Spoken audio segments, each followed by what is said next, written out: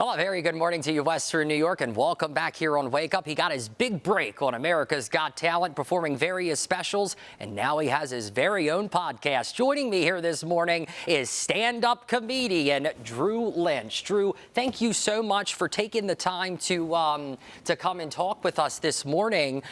You're taking your comedy tour on the road. Let's take a quick preview here before we toss things over to Drew, what he's working with.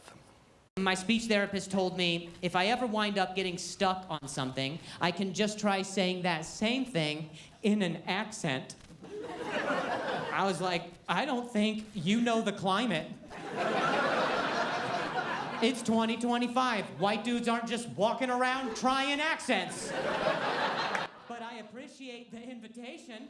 Lynch joining us this morning to talk about his show happening this week at the Helium Comedy Club. You see what I did there? Because you were talking about accents, right? White dudes and accents. White dudes and accents. Rob's getting canceled right from the beginning. What a way to start an interview. Look at us. Just a couple of canceled buds. Come on. Oh, gee, I hope not. Come on. I put way too much hard work to get canceled. Line. Me and Rob. That's a couple on the road with you, Drew. Tell everybody what gave you so much passion and drive to be able to pursue something like this, to go on America's Got Talent, find your nationwide fame, and just doing something that you love. Where did that come from? Sure. So I didn't ever want to start.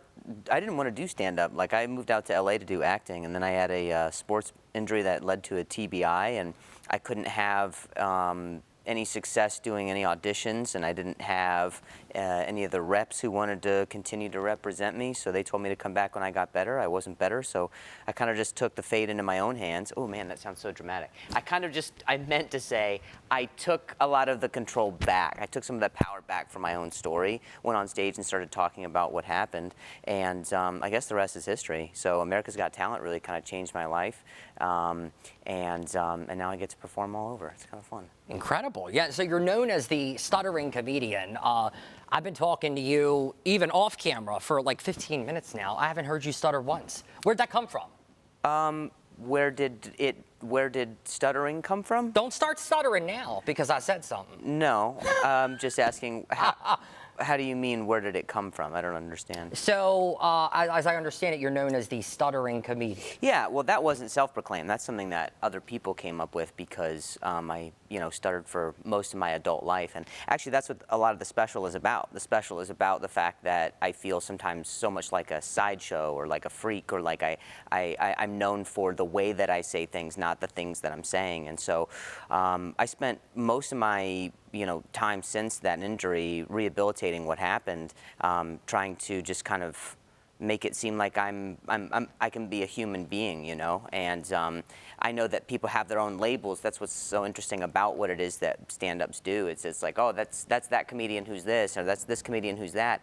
They don't even, they don't even necessarily know our names, and so that's what a lot of this special is talking about, and how it's like people are like, if they see me not stuttering, they're like, well, where is it? It's like, this is the only profession where you could say that. It would be like, if you were like, are you that stuttering comedian? I would be like, I don't know. Are you that flaccid accountant? Is that you? Right. So labels come ahead of it all the time, which I always find to be pretty interesting. Yeah, that's incredible. Like to overcome that. That was a tick? Yeah. So, yeah. Okay. Yeah. I'm just sitting here thinking, like, to overcome that and to be so monumentally successful doing stand-up, being faced with something like that, I can't imagine. I mean, I'd have to imagine, if I, had that issue, if you want to call it an issue, not an issue, but like, you know what I mean? I don't know if I'd be on television right now. That is an incredible accomplishment, to overcome something like that.